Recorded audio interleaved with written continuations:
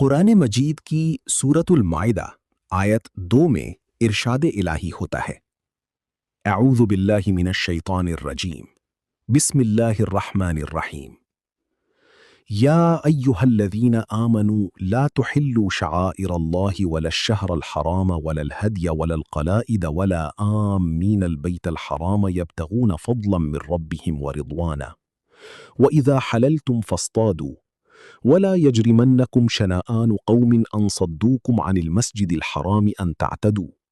वतआवनू अलल बिर्रि वत्तक़वा वला तआवनू अलल इस्मि वल उद्वान वत्तक़ुल्लाह इन्नल्लाह शदीदुल इक़ाब। ए ईमान लाने वालों, खुदा परस्ती की निशानियों की हुर्मत और इज्जत बर्बाद न करो, और न मुहतरम महीने की, और न कुर्बानी के जानवरों की, और न उन जानवरों की हुर्मत बर्बाद करो जिनकी गर्दनों में निज़्र खुदावंदी की निशानी के तौर पर पट्टे पड़े हुए हों,